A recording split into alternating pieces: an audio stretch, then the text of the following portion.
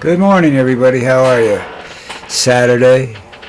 My voice seems to be better. I don't have a lot of force behind it, but that's old age, you know. So here we go.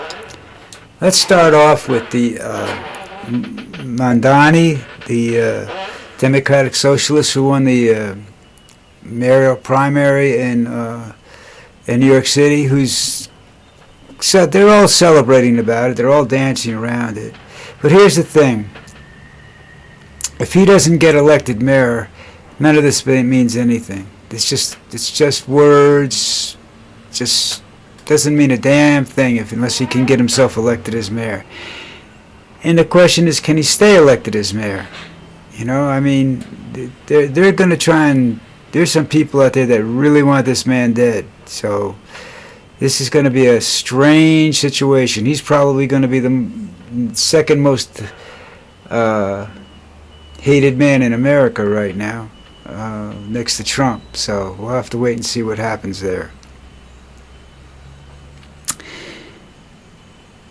And then you have RFK,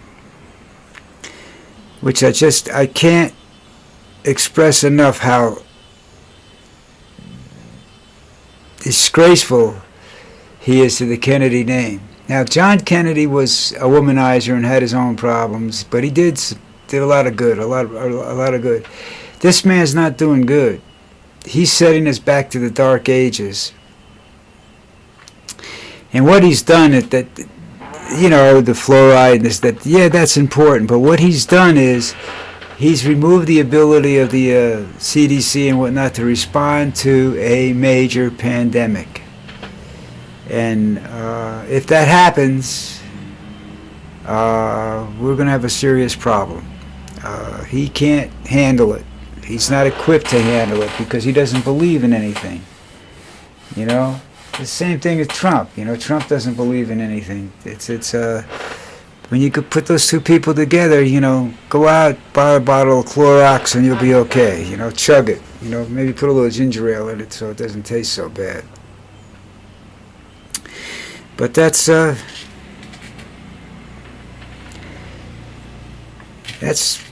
I just watched the senators, a video of the senators coming out of that briefing last night on the attack on Iran, and one of the things that became very, very,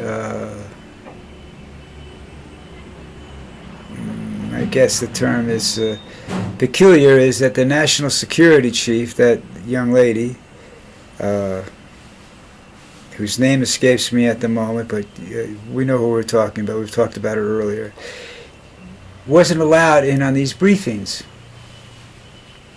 And apparently she's not even a contributor to these briefings. So I sit here and I say to myself, what are they hiding? Well, apparently to the senator that came out and did the talking, he said that it wasn't obliterated, that the sites weren't obliterated, and depending on how much uranium they have stored, enriched uranium they have stored, and whether they have any centrifuge capability at all, they could be just months away from making a bomb. Now, I got to tell you, if that's true, and after we attack them, they're going to use that bomb. And even if they don't, if they just enrich the plutonium that they have, they can make some dirty bombs and drop them in some cities around the world and really screw up this planet really bad. And that's, you know, the guy's right. He said the only way to stop the proliferation of weaponry and whatnot is through diplomacy. And Trump's not a diplomat. I mean, he's a bully. He's not a diplomat. If he can't push you around, he doesn't want to deal with you. You know? He'll say you're stubborn, you're not willing to cooperate, and what have you. Well, I don't know about that. What I do know is that he keeps referring to the art of the deal and the fact that he's such a deal maker. Well, a true deal maker requires diplomacy, not bullying, and he does most of his stuff by bullying people and telling people that this is the way you have to do things, and if you don't, we'll blow you out of the water. Well, there are points if you can respond to bullying that way, but I don't think you're going to, if you start off a conversation like that, you're not going to get anywhere. Now, the people in the Middle East have been bartering and negotiating since before Jesus Christ. So you don't think they know how to play people? Look at the Vietnamese and how they handled the negotiations to end the Vietnam War. Look at the North Koreans, how they handled the negotiations to end the Korean War. America didn't win big. You know? All America did was make some industrialists very rich and kill a lot of Americans. You know, keep the population, keeping the population under control. I just don't see, you know, what he's doing now in the Middle East is going to be anything better. Those people over there are different. And that difference is something Donald Trump doesn't understand. I don't understand everything, so don't get me wrong. I'm not sitting here saying I'm an expert on it. But he doesn't understand. Look, I've gotten conned by some people in my lifetime, and Trump's not even good at that. The one thing I know is that Trump cannot convince people of the truth because he's a liar. So whatever he says, he's a liar. It's compulsive with him, pathological with him. He has no definition of what the truth is. But what he said and what he understands is P.T. Barnum's philosophy. You keep telling people something over and over and over again, they'll believe it. And there's a sucker born every minute. And he knows how to exploit that. You know, the people that support him don't understand all the issues. People like me that hate him don't understand all the issues, but we understand the ones that we understand that he's just not truthful, and that the things that he's doing now are just dangerous. And I don't understand, you know, why nobody's doing anything about that. Because it's dangerous. It's one thing to sit around and say, we're going to do this, we're going to do that, this is going to be better, we're going to get rid of waste. Yes, was there a lot of waste in government? Yes, there was. But not what they're doing, not the way they're doing it. They just got rid of people to get rid of people, not to get rid of waste. And as it stands right now, the government relief organizations, the government's disease control operations and whatnot, and to a great degree our intelligence capabilities are not worth a damn, thanks to Donald and Elon and Steve Miller and a few of the others that were involved in the writing of Project 2025, which they're going to try and vote in. And you have to understand this. It's going to take 20 years. I'm not going to be around to get rid of all this stuff. But it's only going to take a few months. It could take a hurricane season to prove how desperate this country is. You know? And you know, of course, that if Mar-a-Lago or his facility, the golf course in New Jersey gets damaged, they'll be the first to be repaired because they'll base it on national security because that's where he hangs out. He's, you know, of course, the bad health report was swept under the table after, you know, it was released and everything. And there's not going to be any fines or anything up there. They're just going to, you know, say it was fixed, whether it was or not. I wouldn't eat there. I wouldn't want to eat any place Trump ate because I hate Donald Trump. I extremely hate Donald Trump. I think he's just a revolting individual, and I don't understand why, you know, how he got elected president. Kennedy got elected president based upon his personality, and so did Obama. But Obama was a smart man.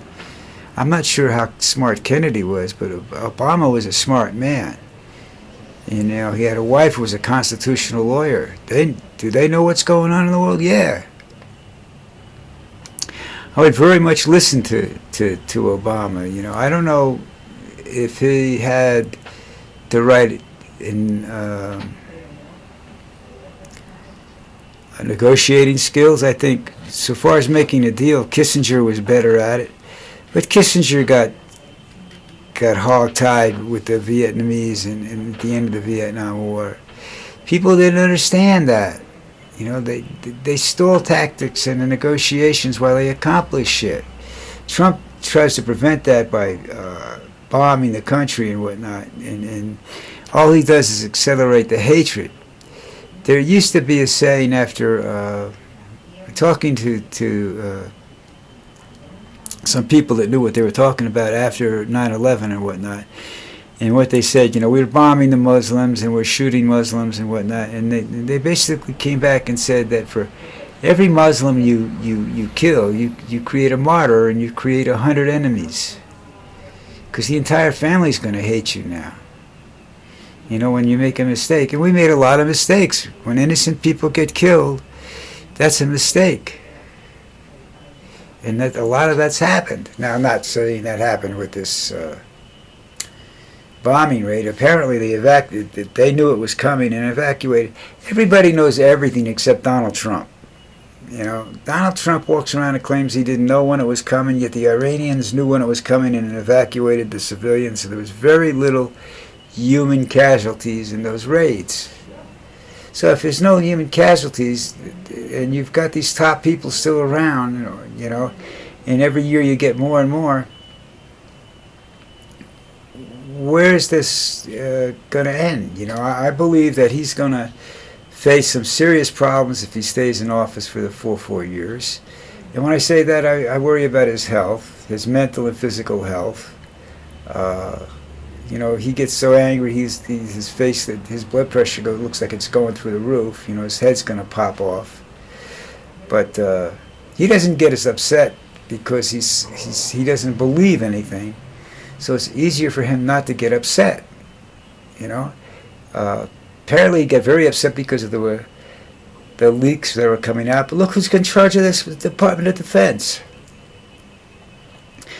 A National Guard officer that not a real illustrious career, and a TV news host or something like that. You know, you gotta like, you know, come on. You got 38 people from Fox News in the government. What are you trying to tell me? You're running this thing like a corporation, all right? Where you're with paybacks and favors and not skill. And you've got a 22-year-old kid head of